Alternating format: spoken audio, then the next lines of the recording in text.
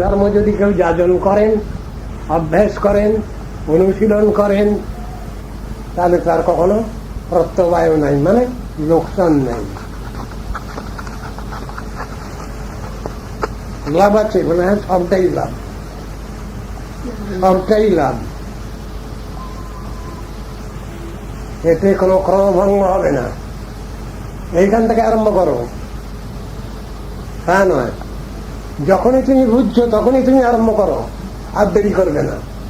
এই কথা বলা আছে, যদহরেই বা বিরজ্যেত তদহরেই বা প্রব্রজিত কথাটা। যখনই তুমি এর বুঝুকটা বুঝবে, অবশ্য কর্তব্যতা বুঝবে, তখনই শুরু করবে, দেরি করবে না। এই কথা বুঝানো আছে। এতে কোনো ক্রমভঙ্গ হওয়ার ভয় নেই। এখান থেকে আরম্ভ করতে হবে, ওখান থেকে আরম্ভ করতে হবে, এমন কিছু না। যখনই বুঝবে তখনই তুমি আরম্ভ করবে। কি আরম্ভ করবে? অনুশীলন, অভ্যাস যোগ। প্রত্যবায়ু না বিদ্যাতে, এটা তোমার কোনো লোকসানের কথা নাই, সবটাই লাভ। স্বল্পম অপশ্য ধর্মের, এই সনাতন ধর্মের, এই আত্মধর্মের, এই ভাগবত ধর্মের যদি তুমি অল্প যদি কিছু আলোচনা করো, অনুশীলন করো, অভ্যাস করো, ত্রায়তে মহত ভয়াত, তাহলে সব থেকে বড় যে ভয়, তাকেও তুমি অতিক্রম করবে, তাকেও তুমি জয় করবে। সেই কথা বলছেন।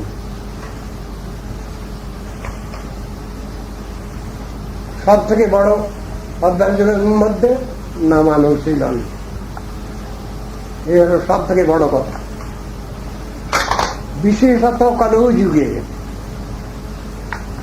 এই যুগেতে তপস্যা চলবে না, যার যজ্ঞের প্রাবল্য চলবে না, নামানুশীলন, নামযজ্ঞের অনুশীলন। সেই নাম সপ্তজিহ্ব বলা আছে। প্রায়তে মহত ভয়াত, সব থেকে বড় ভয় মৃত্যু ভয়কেও অতিক্রম করতে পারা যায় বলছেন।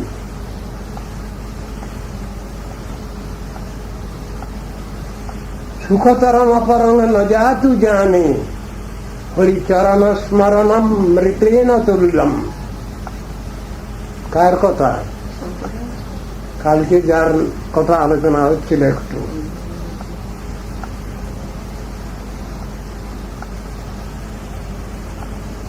সেই রাজা।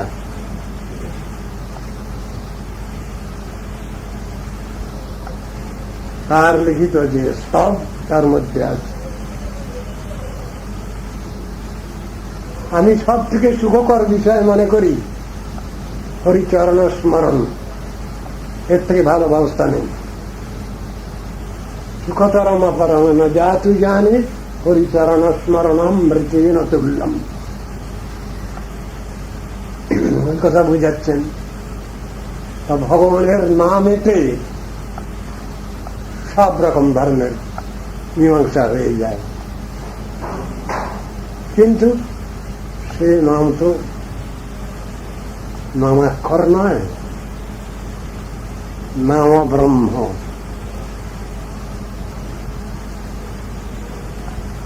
সেই নাম ব্রহ্মের উপাসনা, নাম ব্রহ্ম আছেন। নামাক্ষর হলে হবে না, নামাক্ষর বাহিরে বটে, নাম কবু নয়, এটা না হয়। সেই নামেতে উদ্ধার হয়, সবকিছু ব্যবস্থা হয়ে যায়। এক কৃষ্ণ নাম যত পাপ করে, পাপীর সাধ্য নাই তত পাপ করে। এটা কোন নাম? সেই এক নাম নিরপরাধে নাম। নিরপরাধে নাম লইলে পায় প্রেমধন। নাম ভজ, নাম চিন্তা, নাম করো সার বলা আছে, কিন্তু নিরপরাধের নাম লইলে পায় প্রেমধন। এটাও ব্যবস্থা তার মধ্যে। সেই নাম, সেই নামটা তো হওয়া দরকার, তাহলে সবই মীমাংসা হয়ে যাচ্ছে।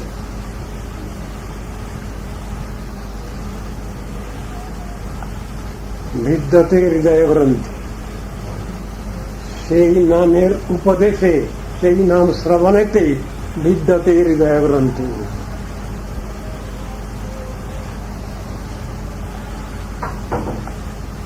আর যত সংশয় সন্দেহ সব দূরীভূত হয়। সিদ্ধান্তে সর্বসংশয়, সিয়ান্তে চাচ্য কর্মাণি, সব ক্ষয়প্রাপ্ত হয় যত আছে। সেই কথা উপদেশ করেছেন এখানে। ওখানে বলছেন সনাতন ধর্ম, ভাগবত ধর্ম অনুশীলন করলে, অভ্যাস করলে সব থেকে বড় ভয় অতিক্রম করা যায়। মৃত্যুকে অতিক্রম করা যায়। মৃত্যুকে অতিক্রম করা যায় মানে তার মৃত্যু হয় না, মৃত্যু হয়। কিন্তু মৃত্যু হতে গেলে যেসব চিন্তাগুলো আসে সেই চিন্তাগুলো দূরে সরে যায়। বদ্ধযুগের যেসব চিন্তাগুলো আসে সেই চিন্তাগুলো সব দূরে সরে যায়, হটে যায়।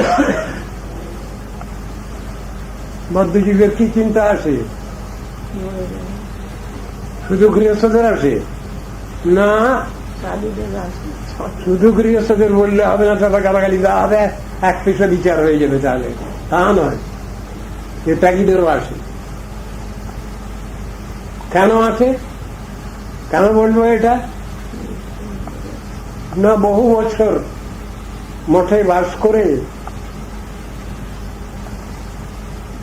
সাধন করলেও মরলে পরে ভূত হয় তো তারা। বললে কি বলেন, তবে কি হবে লাভ? লাভের কথাই আছে, কিন্তু কখনো কখনো তো কচিত কচিত খালাতেই চ, এ মানেও তো হয়। ব্যাঘ্র এক পণ্ডিত যাচ্ছিলেন রাস্তা দিয়ে, আর তারই পাশে একটা বাঘ, সে কাদার মধ্যে পড়ে গেছে, ভয়ঙ্কর কাদা, একটা ছোট একটা ডোবা, উঠতে পারছে না। আর সে সাহায্য চাইছে, হিতোপদেশের মধ্যে গল্প আছে, সে সাহায্য চাইছে। আর তার হাতে আগে তো মানুষ ধরেছে, খেয়েছে, আর তার গায়ে অনেক গয়না টানা ছিল, সেগুলো হাতে ধরেছে, ধরে বলছে আমি এগুলো দান করব, দান করবার উপযুক্ত লোক খুঁজছি, যদি উপযুক্ত গ্রহীতা পাই তাহলে আমি তাকে দান করব। চান্দ্রায়ণ ব্রত আচরণ প্রতিষ্ঠানি বলছে, সে নিরামিষাসী, নিরামিষী নিত্য, আর কত কি আমি এ করছি সব। শেষ করে বললে চান্দ্রায়ণ ব্রত আচরণ প্রতিষ্ঠানি। ওই বামনের লোক লেগে গেছে সোনার গহনা গুলো দেখে। পণ্ডিত লোক,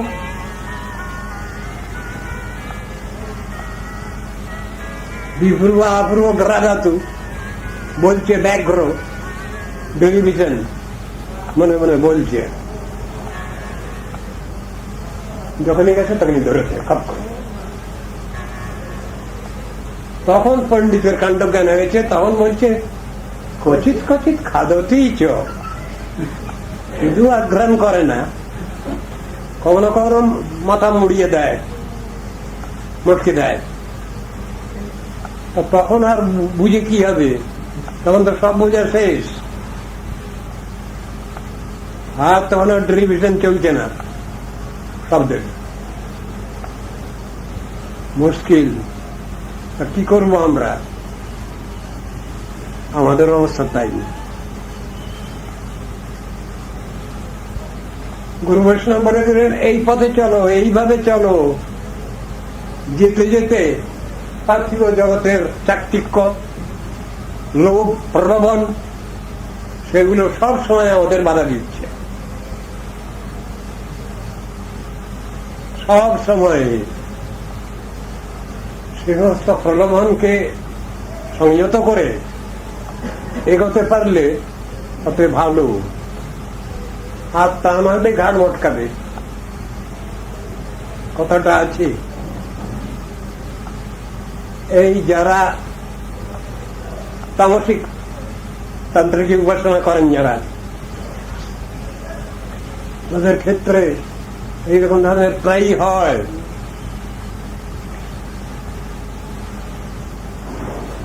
সবের পরে মরার পরে বসে আছে,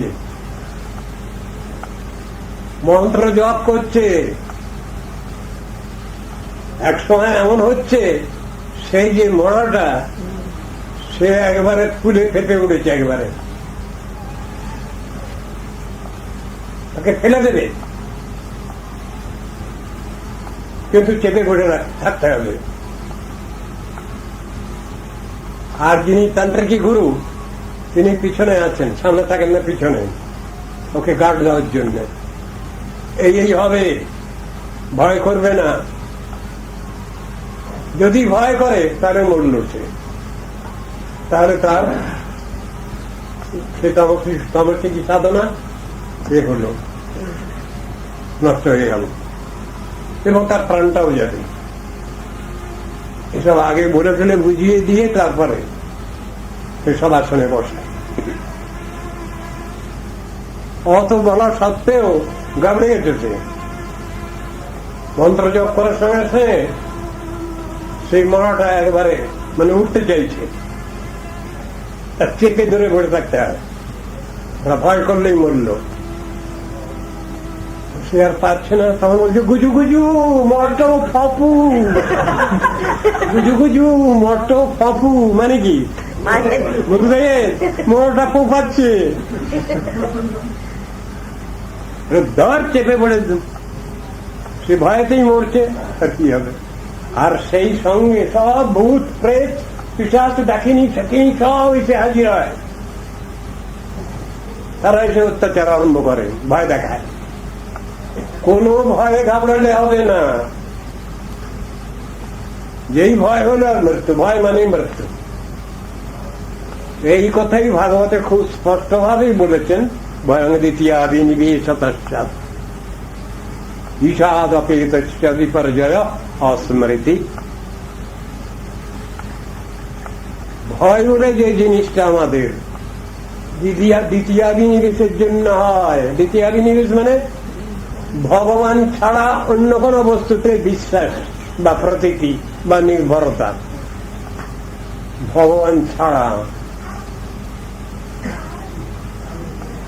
তার থেকে ওই ভয়ের উৎপত্তি হয়। সেটা কি জিনিস? ঈশাদ অপেতস্য, ভগবান থেকে দূরে সরে যাওয়া, ভগবানকে ভুলে যাওয়া, ভগবানের নাম ভুলে যাওয়া। বিপদে মধুসূদন বলা আছে তো কথাটা, বিপদে পড়লে মানুষ মধুদাদার কথা স্মরণ করে, তখন ভুলে যায়, ঘাবড়ে যায়।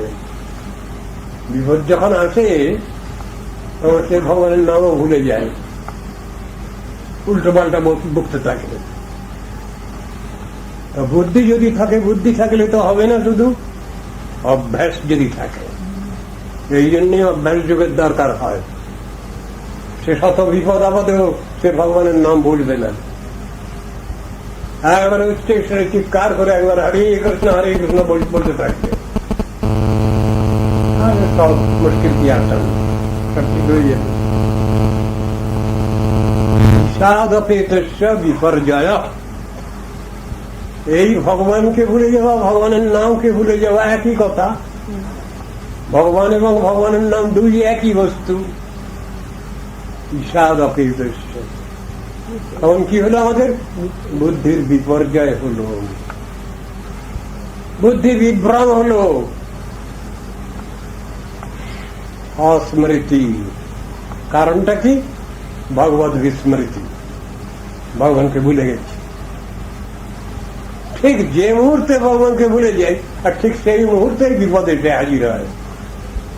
যাকে আমরা বলি কথাটা বুঝাবার জন্য, যেখানেই বাঘের ভয় সেখানেই সন্ধ্যা হয়, কতটা বলা হয়। যে পয়েন্টে বিপদ আছে সেইখানেই সন্ধ্যা হলো, সেরকম অবস্থা হয়ে যায়। কি করবো আমরা? পদে পদে আছে তো বিপদ, পদস্খলন। কি করব? অভ্যাস যোগ থাকলে অসুবিধা নেই, এই অভ্যাসটা দরকার আছে। এই অভ্যাস যখন প্রথম অবস্থা, তখন বারবার বারবার ভুল ভ্রান্তি হতে থাকে, ভুলচুক হয়। অভ্যাস যখন পাকাপোক্ত হয় তখন আর ভুল হয় না, তখন ওটা সংস্কারে পরিণত হয়, তখন ওটা না করে আর কিছু করতে পারবে না। নাম না করে সে খাবে না, প্রতিজ্ঞা হয়ে যায় তার। এইসব ব্যাপারগুলো আছে। অভ্যাস যোগটা এমন জিনিস, সেই অভ্যাস যোগের পরেই জোর দিয়েছেন কৃষ্ণ গীতায়। অর্জুন যখন বলছেন কৃষ্ণকে, তুমি তো অনেক উপদেশ করলে আমাকে, কিন্তু আমার তো কিছুই মনে থাকছে না। যে নালিশ আমরাও করি, কি অনেক কথা তো শুনছি, মনে রাখতে পারি না তো, মনে থাকে না। আগে অনেক শ্লোক মুখস্থ করেছিলাম, বলে কত? হ্যাঁ, কয়েক হাজার। এখন এই দুটো চারটে কোন রকম মনে আছে, আর সব ভুলে গেছি। ভুলে যাওয়াটাই তো আমাদের সব থেকে বড় দোষ, ভ্রান্তি, বিস্মরণ।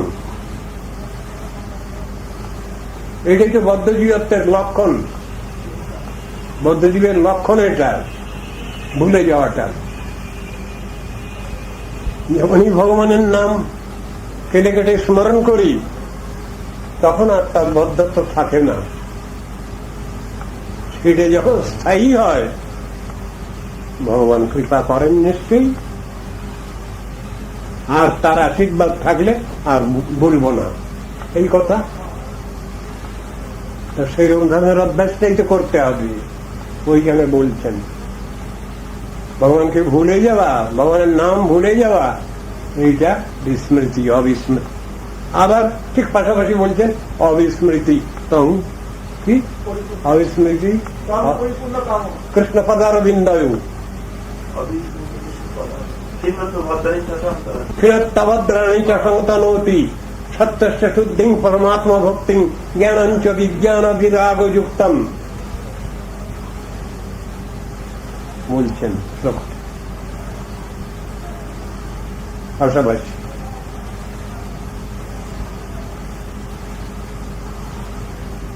অভ্যাস যদি ঠিক হয়, তাহলে শেষের শ্লোক যেটা আছে ওটা ঠিক হবে। সত্যস্য শুদ্ধিং পরমাত্মা ভক্তিং জ্ঞানঞ্চ বিজ্ঞান বিরাগযুক্তম।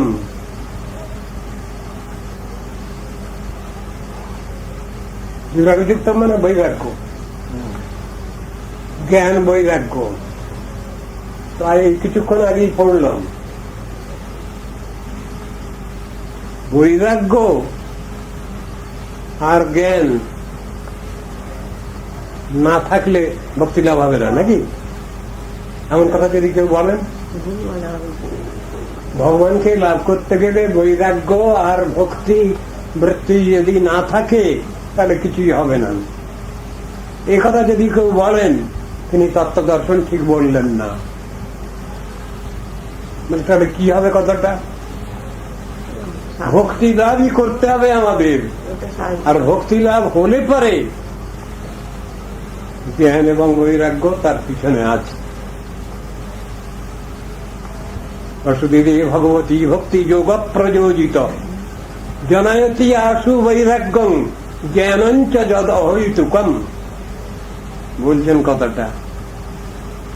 ভগবানে যদি ভক্তি লাভ হয় তাহলে কি হবে? ভক্তি যোগ প্রযোজিত। তাহলে ভক্তি মহাদেবের সেবা আরম্ভ হলো। তখন কি হবে? জনয়তি আটু বৈরাগ্য। তাহলে বৈরাগ্য এসে হাজির হয়ে যাবে, আর ভগবত বিষয়নী বুদ্ধি জ্ঞান এসে হাজির হয়ে যাবে।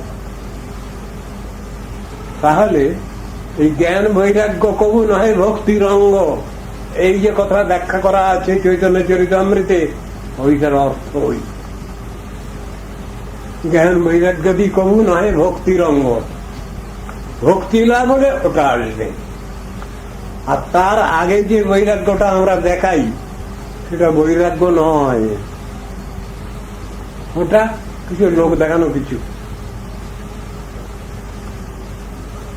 অল্প খেলাম, সামান্য কিছু, কম খেলাম, হোটেল উপরে কাপড় পড়লাম, ওগুলোকে বৈরাগ্য বলা হয়।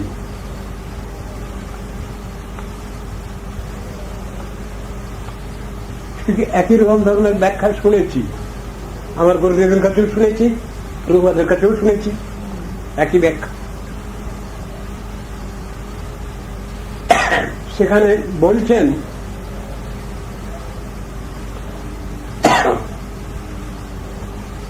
গেঞ্জিটা ছেঁড়া আছে একজনের,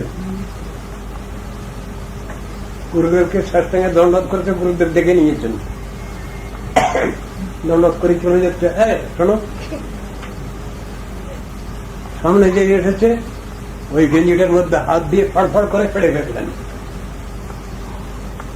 সঙ্গে সঙ্গে বললেন, তোমার মালিক গার্জিয়ান তোমাকে জামা কাপড় দেয় না কিছু?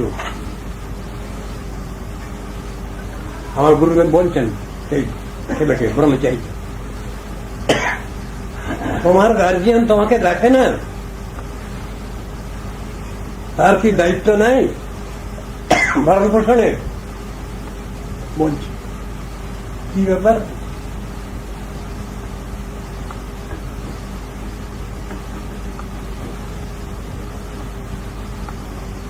সঙ্গে সঙ্গে অর্ডার হয়ে গেল, গেঞ্জি নেই।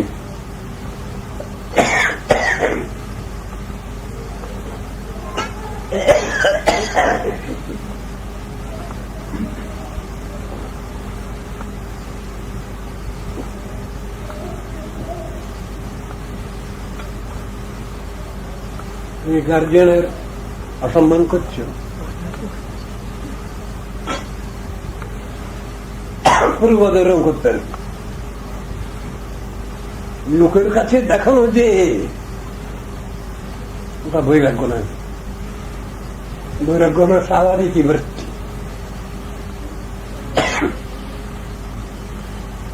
সেই রকম বৈরাগ্য দরকার, সেটা বাস্তব, সেটা ঠিক আছে, সেই বৈরাগ্যের সঙ্গে তুলনা হবে না। দ্বাদশ শ্রেণীর বৈরাগ্য সেই বৈরাগ্যের সঙ্গে তুলনা হবে না। গৌরকৃষ্ণ দাস বাবাজী মহারাজের বৈরাগ্য, যদি ওই রকম বৈরাগ্য দেখাতে যাই আমরা, তাহলে ওটা অনুকরণ হয়ে যাবে, মহাজনের অনুকরণ হয়ে যাবে, অনুসরণ হবে না। অথচ বৈরাগ্য বলে জিনিস আছে তো।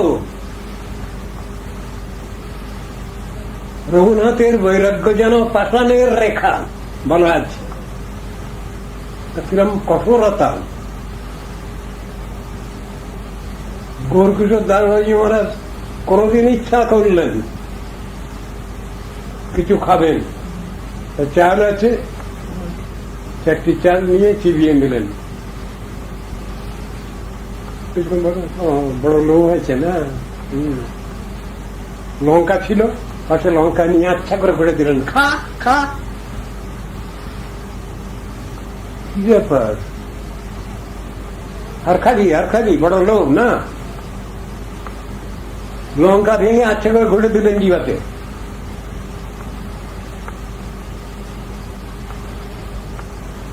ওই সব সময় ভগবত চিন্তা ভগবানের, সেটা কিছু ব্যাঘাত সৃষ্টি করছে বলে ওরকম করছেন। অন্য রকমের ওটা তো আমরা ঠিক বুঝবো না। তো অদ্ভুত ব্যাপার। আমাদের একদিন দুদিন খেলে কি হবে? রক্তবাহ্য হতে থাকবে, সহ্য হবে না।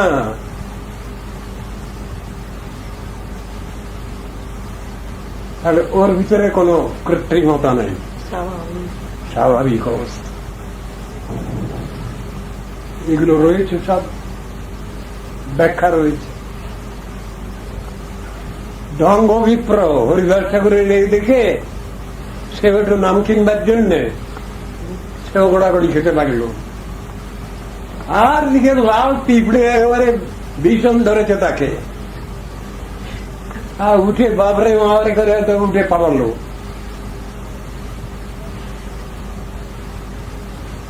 অপরে এই দেখে ঈর্ষা হিংসা মাৎসর্য করতে নাই, ওটা অনুকরণ হয়ে যায়, অনুসরণ হয় না।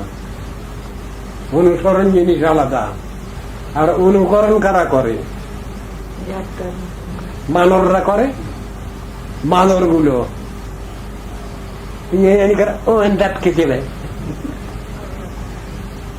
অনুকরণ প্রিয় জাত বাঁদর।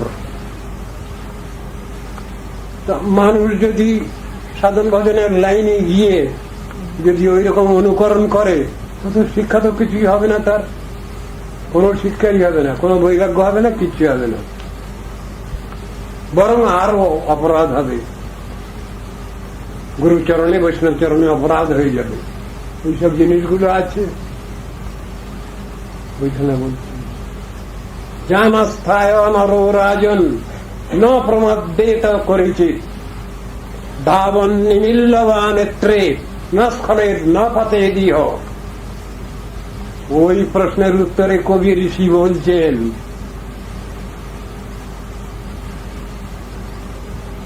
তাহলে কি জিনিস? তাহলে সনাতন ধর্ম ভাগবত ধর্ম কি জিনিস? বলছেন যে এটা তোমার কোনো লোকসান নাই, সবটাই লাভ, ফিক্স ডিপোজিট। এই অনুসারে যদি তার মৃত্যু হয়, দেহত্যাগ করে, সে যদি পরবর্তী জন্মে কোন ভক্তের গৃহে গিয়ে সে জন্মগ্রহণ করবে ভগবানের আইন অনুসারে, শাস্ত্রের আইন অনুসারে, সেখানে গিয়েছে পুনরায় আবার সাধন ভজনের সুযোগ পাবে। কোথায় আছে এটা? সুচিনাং শ্রীমতাঙ্গে যোগ ভ্রষ্ট হৃজায়তে। সাধন ভজন করতে করতে যদি কারো দেহান্ত হয়ে যায়, তাহলে আবার ভক্তের ঘরে গিয়ে জন্মগ্রহণ করবেন। ওই জন্য শরণাগতির কীর্তনের মধ্যে আছে, যদি আমাকে ফের জন্মগ্রহণ করতেই হয়, আমি ভক্তের গৃহে যেন জন্ম পাই ঠাকুর। ভক্ত গৃহে যিনি জন্ম হউ মোর, কৃষ্ণ জন্ম হউ যথা দুয়াদাস, বহির্মুখ ব্রহ্ম জন্মে নাহি আস। আর জন্মগ্রহণ যদি আমায় করতে যায়, ভক্ত গৃহে যিনি জন্ম হউ মোর, ভক্তের গৃহে যেন আমার জন্ম হয়। কথাটা বুঝেছেন তো? সব জিনিসটাই বুঝতে হবে আমাদের। এর ভিতরে কৃত্রিমতা কোনটাই চলবে না। ভগবান এই সদ্ভাব দেখে সব ব্যবস্থা নেন, এটা দরকার আছে। পরীক্ষা তো ওইখানে। সহজ সরল ভাব, কপটতা কুটিলতা দিয়ে এই লৌকিক ব্যবহারিক জগতেও কোনো লাভ হয় না, আর পরমার্থ জগতে তো একদমই হয় না, কিছুতেই হয় না। লৌকিক ব্যবহারিক জগতে কপটতা কুটিলতা করুণামি কিছু কাজ হয়তো হয় এই দুনিয়াদারিতে, কিন্তু পরমার্থ ক্ষেত্রেতে সহজ সরল ভাব, সরল অন্তঃকরণ দিয়ে সবটা হয়। একজন ঋষি একটা ছেলেকে উপনয়ন দিলেন সহজ সরল ভাব দেখে। তার কাছে কোন রকম কিছু গোপন করছে না, ওইটা দেখি বললেন, হ্যাঁ এসো তুমি সংহিতা আহরণ করো, আমি তোমায় উপনয়ন দিচ্ছি। ওইটা দিচ্ছি, যোগপবিত দিচ্ছি। আর্যবম ব্রাহ্মণে সাক্ষাৎ শূদ্র অনার্যব লক্ষণ গৌতম স্থিতি বিজ্ঞায় সত্য কামম উপানয়ত। ওই বৃত্তি দেখে সত্যকামকে পয়সা দিবেন। জিনিসগুলো এইরকম, কপড়তা করিলে তার স্থান নেই সেখানে, বাহাদুরির স্থান নাই। প্রাকৃতিক জগতে যত বাহাদুরি আছে, কোন বাহাদুরিতেই ভগবানকে বাঁধা যায় না। নিজের লোক তিনি, মা যশোদা, যিনি জগতের আই, সতীমাতা যিনি জগতের আই,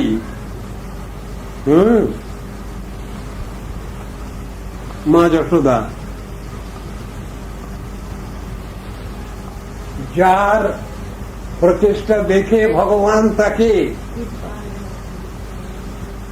যখন মাতা বলে মেনেছেন, তিনি সে ব্যক্তি, তিনিও পাঠ ফলে করছেন। আমার ছেলে দুষ্টুমি করেছে, ওকে বাঁধতে পারবো না? নিশ্চয়ই পারবো। চেষ্টা তো অনেক করলেন, কিন্তু নিজে অকৃতকার্য হয়ে যাচ্ছেন, পেরে উঠছেন না।